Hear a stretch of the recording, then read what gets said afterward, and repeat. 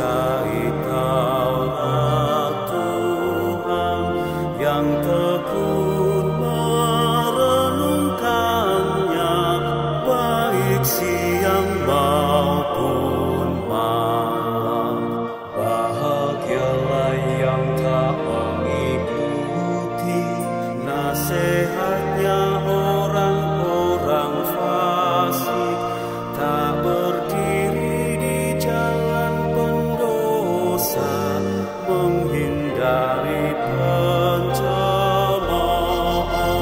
Bahagialah setiap orang yang sukai Taurat Tuhan, yang tekun merenungkannya baik siang maupun malam.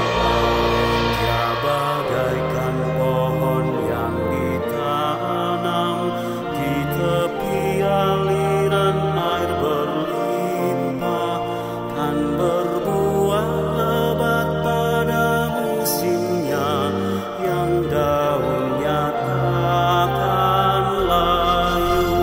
Bahagialah setiap orang yang sukai Taurat Tuhan, yang tekun merenungkannya baik siang maupun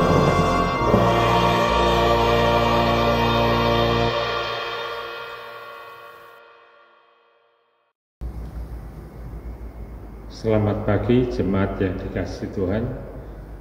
Ibadah Minggu 25 Oktober 2020 kita akan dilayani oleh Pendeta Kristianto Basuki. Sebelum kita memulainya, mari kita mengambil saat teduh.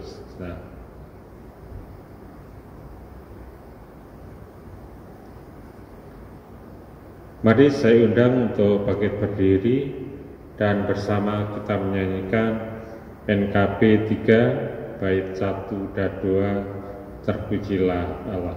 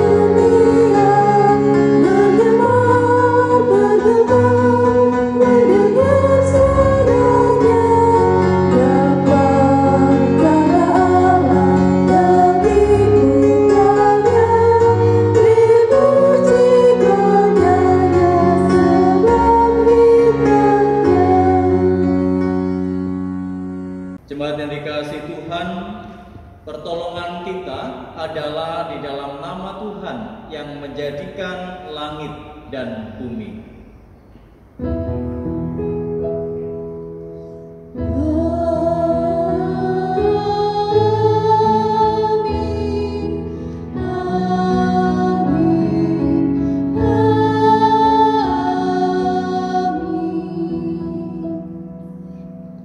Salam kasih karunia dan damai sejahtera dari Allah Bapa kita dan dari Tuhan Yesus Kristus Kristus menyertai saudara sekalian. Dan menyertai saudara juga. Dipersilakan.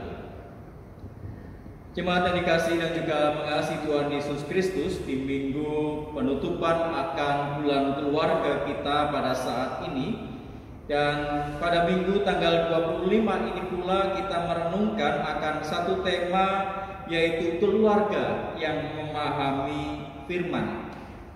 Oleh karena itu, marilah kita melihat kembali apa yang disampaikan oleh Tuhan Yesus di dalam Matius pasal yang ke-6 ayat 33. Tetapi carilah dahulu kerajaan Allah dan kebenarannya, maka semuanya itu akan ditambahkan kepadamu.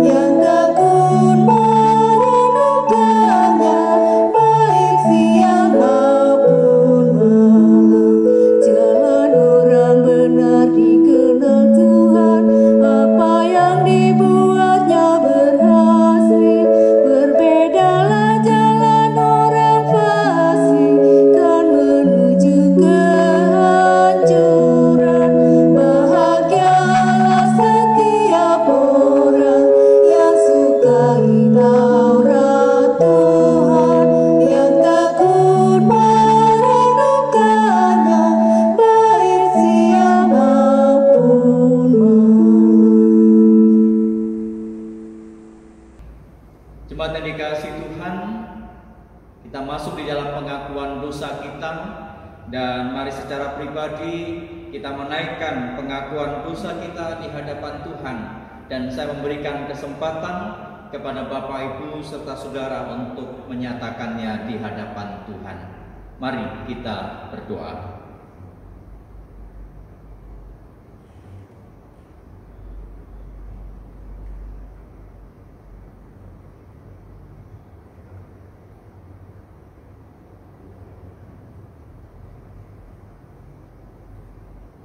Bapa di dalam surga, inilah segala pengakuan kami ya Tuhan, pengakuan atas setiap dosa dan kesalahan kami yang sebagai manusia yang tidak lepas dari cacat celah dari kesalahan. Oleh karena itu ya Tuhan, ampunilah kami, ampunilah segala dosa dan kesalahan kami. Di dalam Tuhan Yesus Kristus kami berdoa. Amin.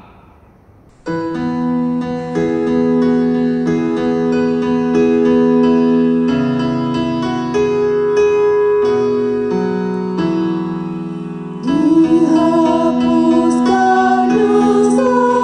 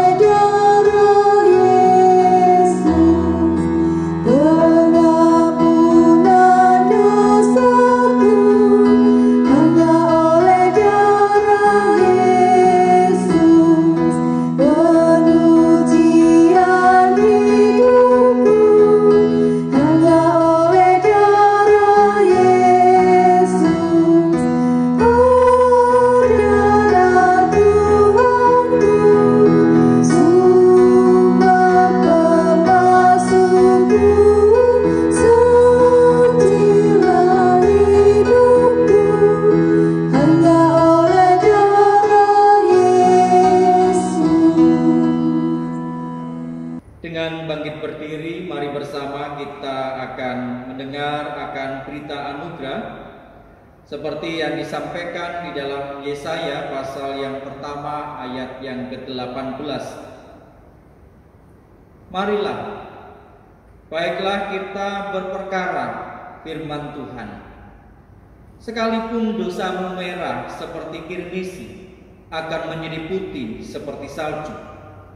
Sekalipun berwarna merah seperti kain kesumba, akan menjadi putih seperti bulu domba. Demikianlah berita anugerah dari Tuhan. Syukur pada Allah. Salam damai.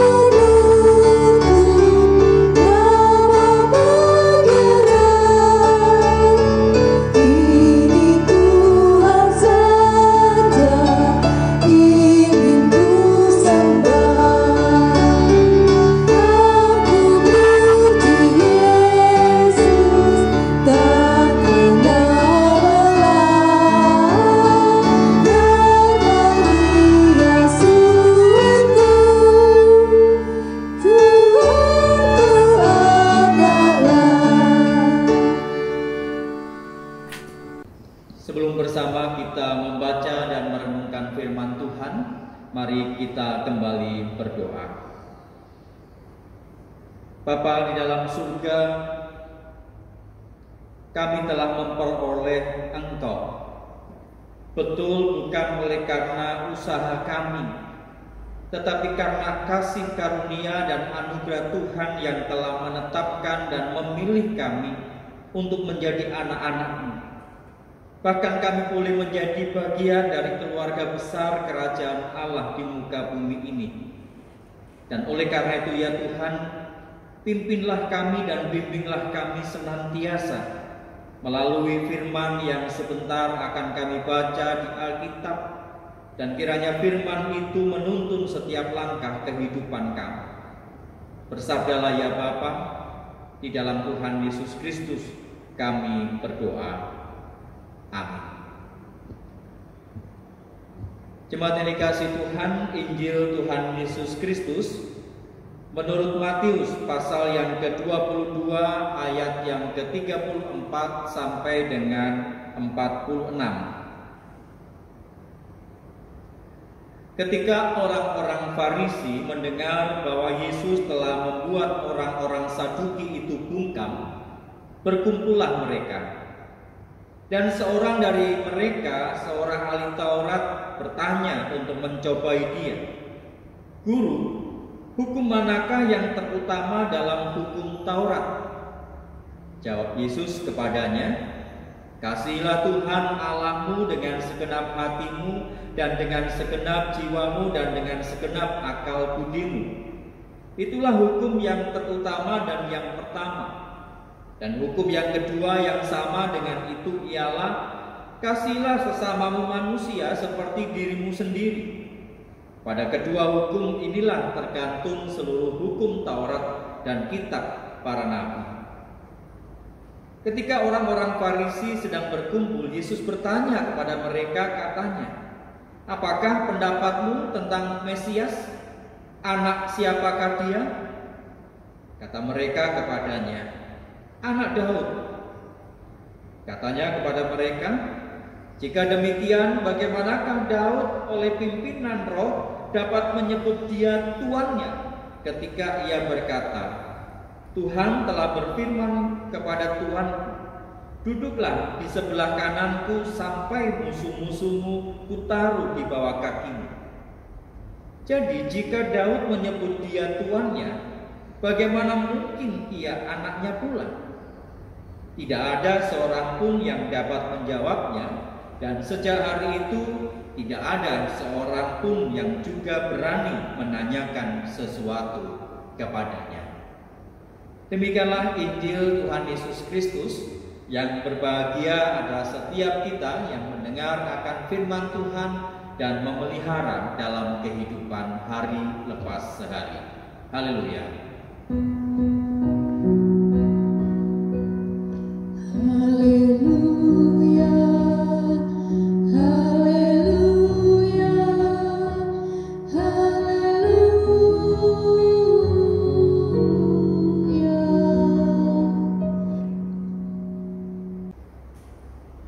Selamat pagi jemaat yang dikasihi Tuhan.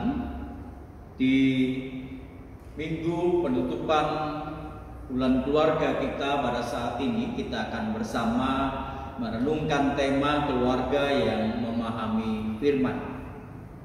Saudara dikasih Tuhan, dalam ilmu komunikasi itu ada dua macam komunikasi, yang sifatnya searah dan yang sifatnya dua arah. Orang akan lebih suka berkomunikasi dengan dua arah karena itu jauh lebih menyenangkan. Kita bisa bercakap, kita bisa bertanya jawab di sana, dan kita bisa berdiskusi tentang sesuatu atau bahkan banyak hal. Sedangkan kalau komunikasi dua arah, komunikasi satu arah, itu akan menjadi sesuatu yang membosankan.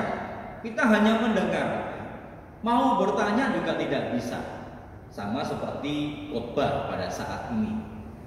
Bapak Ibu tidak bisa bertanya tentang khotbah saya. Adalah lebih enak dan lebih menyenangkan kalau terjadi sebuah dialog, komunikasi dua arah. Nah, itulah saudara yang dikasihi Tuhan. Dalam bacaan kita, ketika para pemimpin Yahudi dan diantaranya itu adalah orang Farisi, ahli Taurat dan juga orang-orang Saduki, ketika mereka bertanya kepada Tuhan Yesus, mereka menggunakan istilah atau bahkan komunikasi dua arah tentang dialog itu. Tapi yang menarik di sana bukan dialog orang bercakap, orang berargumentasi, tetapi di satu sisi kita melihat dalam percakapan mereka itu ada ketidaksediaan mereka untuk mendengar apa yang menjadi jawab dari Tuhan Yesus. Dan bahkan kalau kita lebih detail, lebih teliti membaca dalam bacaan kita, bahwa pertanyaan-pertanyaan yang diajukan bukan sama sekali berangkat dari ketidaktahuan mereka. Dari ketidaktahuan mereka, kemudian mereka bertanya dan mencoba untuk mencari tahu dan bahkan memahami. Dan juga mereka juga bukan orang yang mendengar apa yang menjadi pemikiran, sikap, dan pendapat dari Tuhan Yesus yang sedang diajak diskusi itu. Pertanyaan yang disampaikan itu adalah pertanyaan yang dirancang untuk memuji, pertanyaan yang memang dirancang untuk menjebak Tuhan Yesus. Jadi mereka tidak lagi menunggu apa yang menjadi jawaban yang benar, dan kemudian hal itu bisa menambah iman mereka, pemahaman mereka, tetapi bahwa mereka mengatakan itu adalah merupakan jawaban yang salah. Dan ketika jawaban yang salah itu terjadi, mereka akan menjatuhkan vonis. Itu yang diharapkan dari respon ataupun pandangan dari Tuhan Yesus. Karena dari pandangan atau jawaban yang salah dari Tuhan Yesus itu mampu membuat mereka untuk memprovokasi sekelompok orang, bahkan banyak orang, agar supaya mereka menyingkirkan Tuhan Yesus.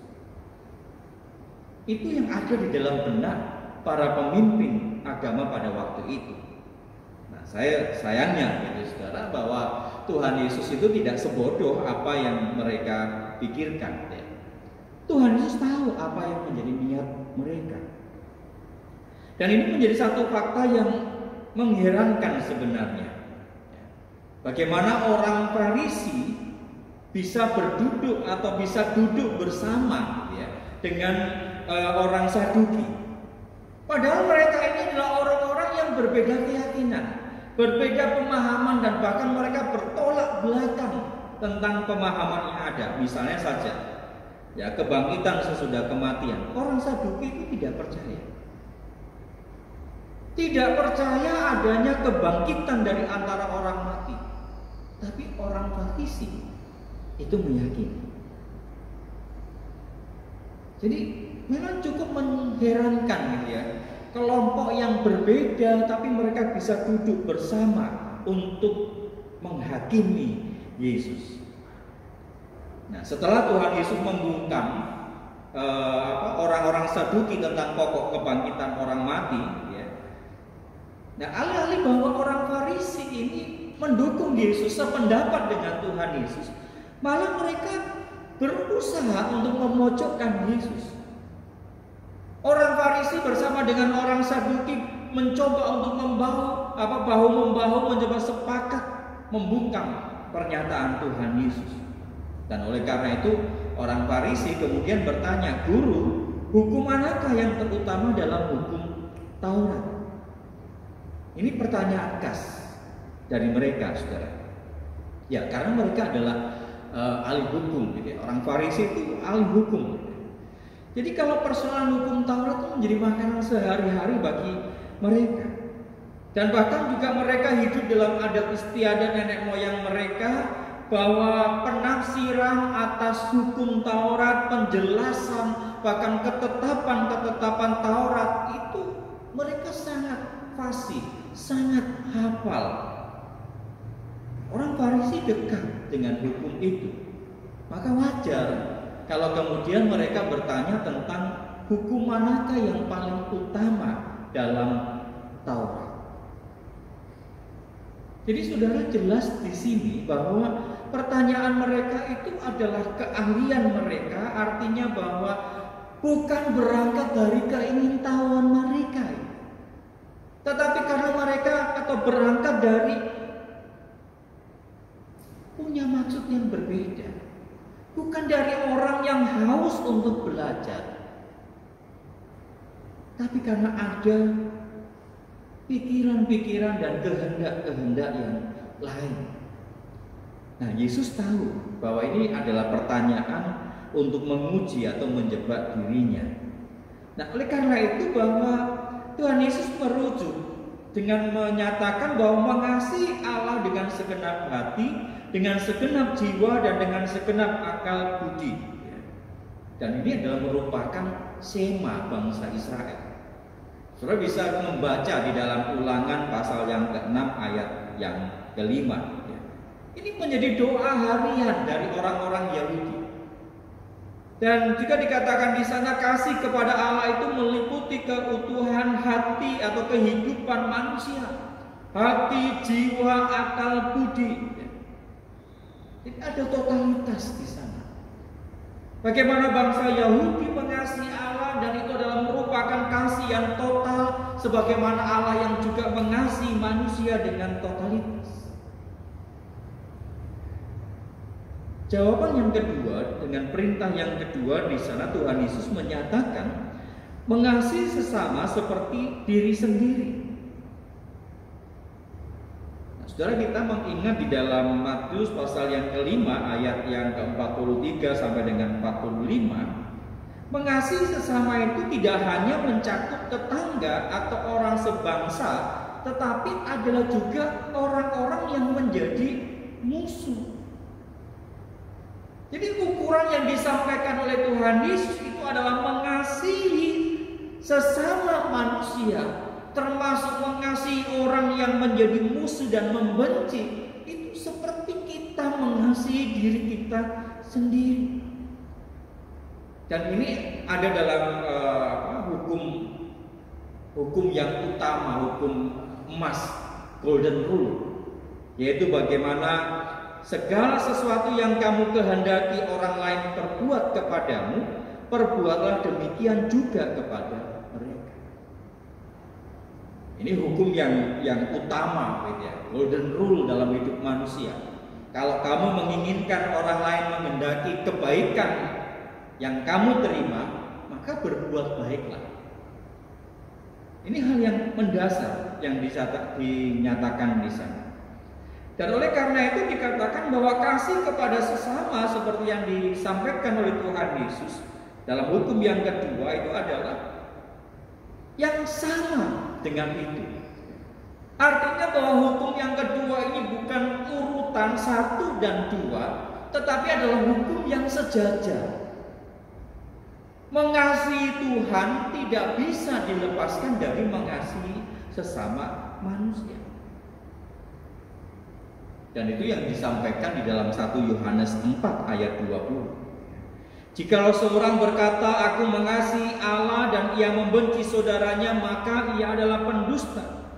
Karena barang siapa tidak mengasihi saudaranya yang dilihatnya, tidak mungkin mengasihi Allah yang tidak dilihatnya. Jadi saudara dikasih Tuhan, bila kasih kita kepada Allah itu tidak kita wujud nyatakan dalam tindakan cinta kepada sesama yang dikasihi oleh Allah, maka kasih kita kepada Allah itu menjadi tidak utuh.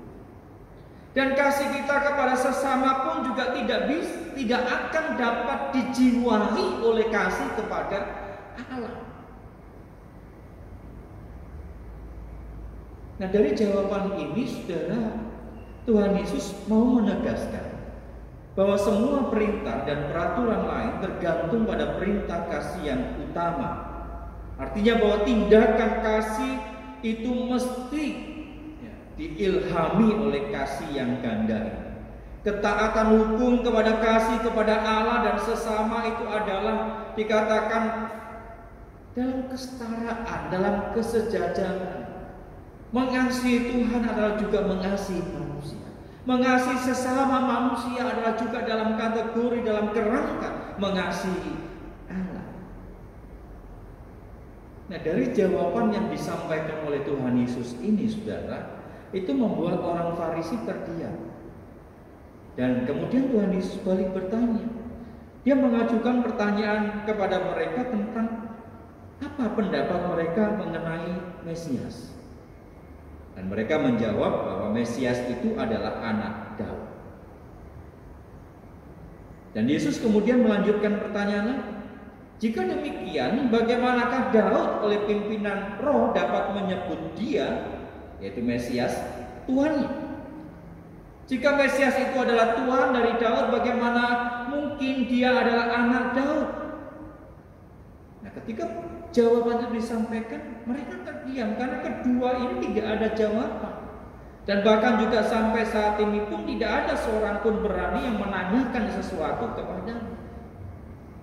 Jadi di sini saudara bukan berarti bahwa mereka menurut apa yang dijawab, apa yang diajarkan Yesus, tapi mereka terus mencari cara untuk menjerat dan menghukum Yesus.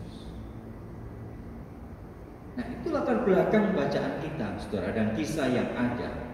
Dan hari ini kita belajar melalui tokoh-tokoh yang berjumpa dengan Yesus, tokoh-tokoh yang berdiskusi dengan Yesus. Mereka bertanya, tapi sayangnya bahwa mereka bukan berupaya untuk menambah pengetahuan mereka, tetapi adalah untuk menguji dan menjatuhkan Yesus. Bukankah dalam kehidupan kita Ada di antara kita yang menggunakan pengetahuan ataupun akal budi hanya untuk kepuasan sendiri. Orang akan merasa bangga kalau kemudian orang diajak berdiskusi dan orang tersebut terdiam, tidak berkutik, tidak bisa menjawab pertanyaan-pertanyaan dari kita. Bahkan dengan bangganya mungkin kita akan menyampaikan argumen-argumen dan pengetahuan-pengetahuan yang ada pada kita, yang kemudian berhenti untuk memahami, untuk sungguh-sungguh mencari apa yang menjadi kehendak Tuhan dalam firman. Apa yang Tuhan Yesus sampaikan dalam kisah percakapan atau bacaan kita tadi itu menggambarkan bahwa orang begitu bangga dengan pengetahuan hukum, tapi akhirnya bahwa mereka tidak mendapat bagian dari kerajaan surga itu. Nah, apakah kita ini akan mengulang, saudara? Dan saya kira bahwa kita tidak perlu untuk mengikuti contoh yang keliru. Contohlah yang baik. Pergunakan kesempatan yang ada ini untuk belajar mengetahui, belajar untuk memahami dan kemudian melakukan apa yang menjadi kehendak Tuhan dalam firman.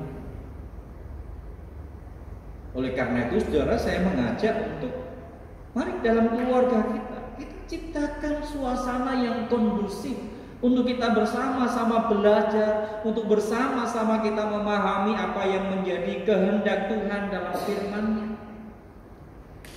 Ya, bila saja kegiatan-kegiatan yang lain yang membutuhkan waktu, membutuhkan dana, membutuhkan fasilitas lainnya, kemudian kita khususkan, kita upayakan, tidakkah saudara, kita pun juga tergerak untuk menciptakan suasana kebersamaan yang indah dalam keluarga kita, untuk memahami akan firman Tuhan. Berilah kesempatan, saudara, untuk masing-masing anggota keluarga melakukan, bahkan berbagi firman. Karena dalam kondisi seperti inilah kita akan benar-benar merasakan kehadiran Tuhan yang nyata dalam hidup kita. Tuhan Yesus memberkati. Amin.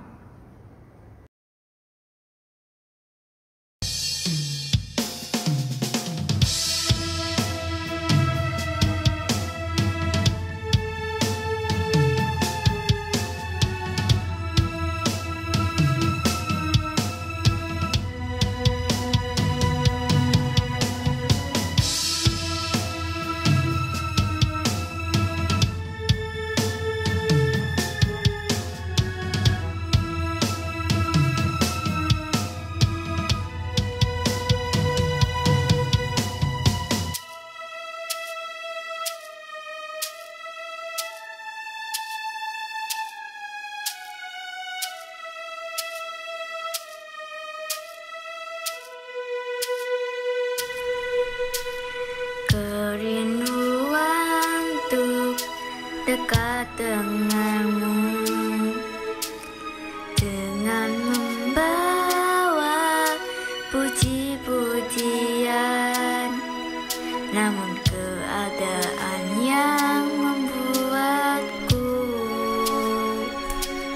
menjauh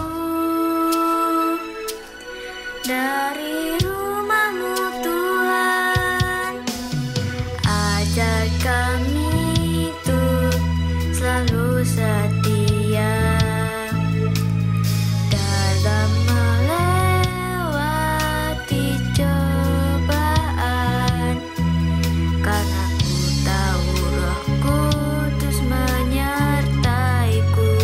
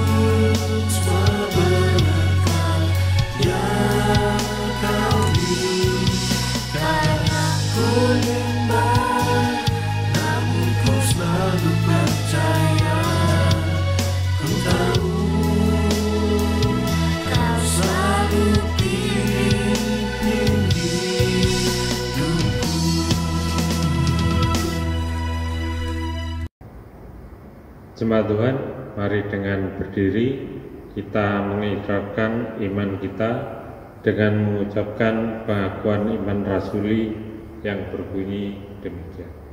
Aku percaya kepada Allah, Bapa yang Maha Kuasa, Khalik langit dan bumi, dan kepada Yesus Kristus, Anaknya yang tunggal Tuhan kita, yang dikandung daripada Roh Kudus, lahir dari anak darah Maria, yang menderita sengsara di bawah pemerintahan Pontius Pilatus, disalibkan, mati dan dikuburkan, turun ke dalam kerajaan maut. Pada hari yang ketiga, bangkit pula dari antara orang mati, naik ke surga, duduk di sebelah kanan Allah, Bapa yang Maha Kuasa, dan dari sana Ia akan datang untuk menghakimi orang yang hidup dan yang mati.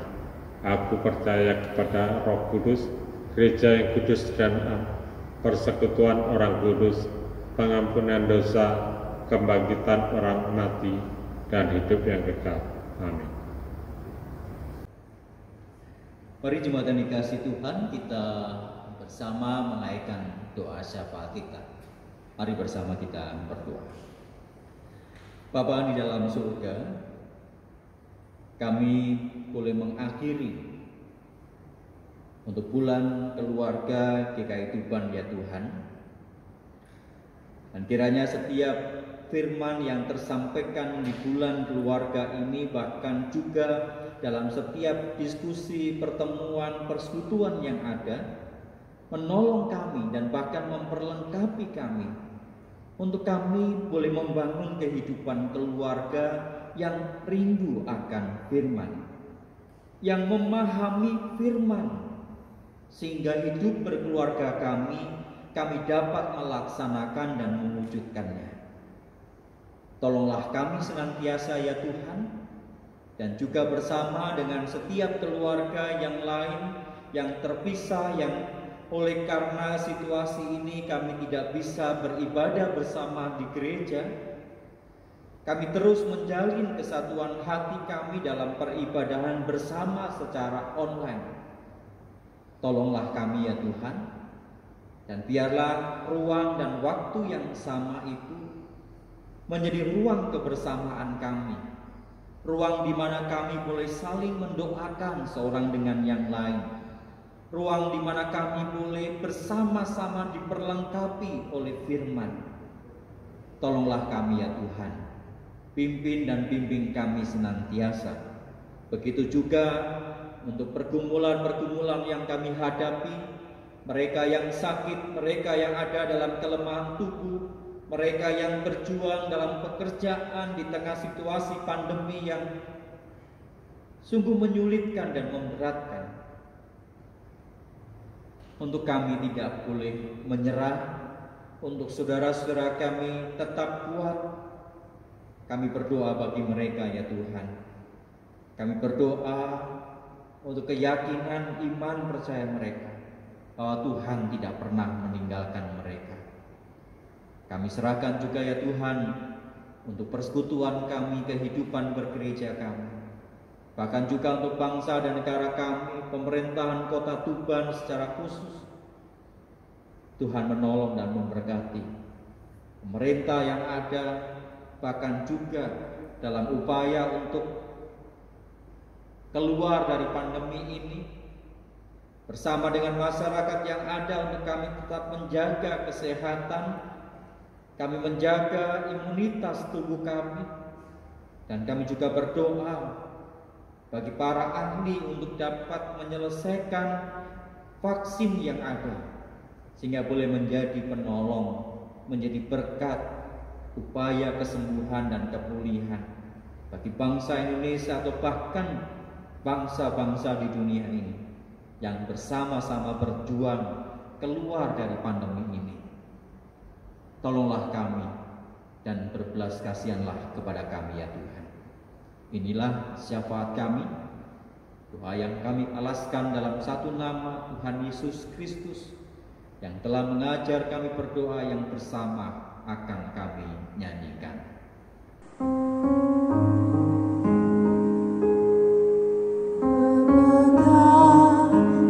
Yang ada di surga.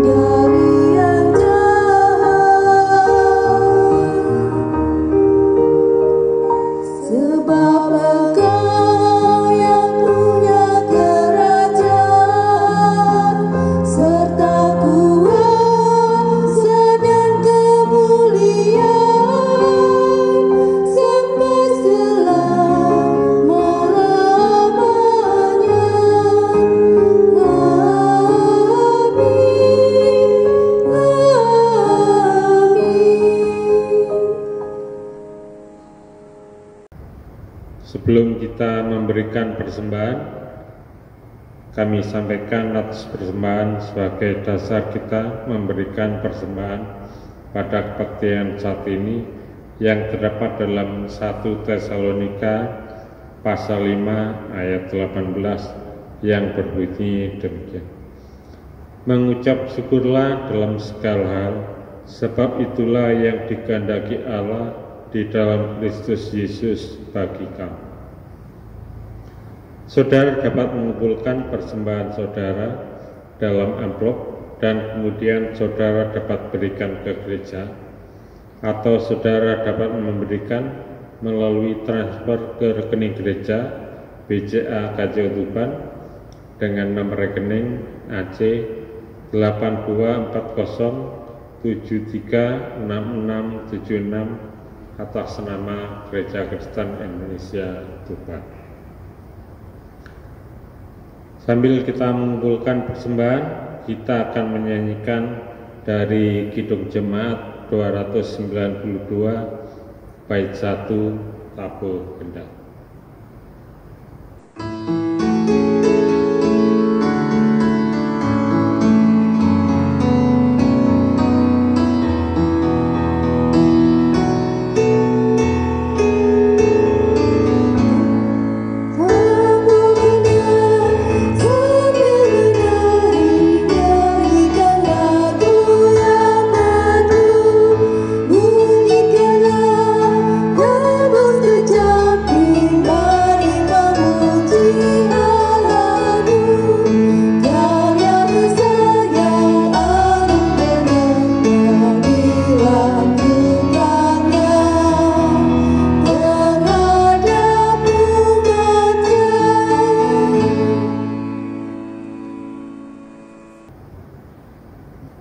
Jemaat, saya undang kita bangkit berdiri. Kita akan membawa persembahan kita di dalam doa. Kita berdoa. Bapa dalam kerajaan surga, inilah rasa syukur kami yang kami nyatakan dalam persembahan yang telah kami berikan.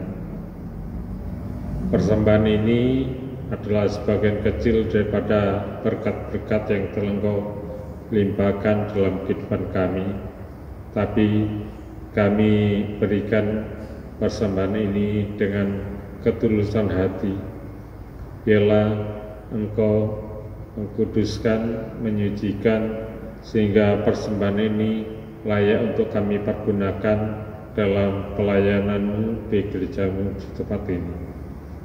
Kiranya Engkau juga memberkati apa yang masih ada dalam kami, ajar kami untuk mempergunakan seturut dengan kehendak.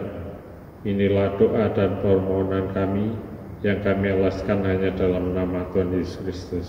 Amin. Terima kasih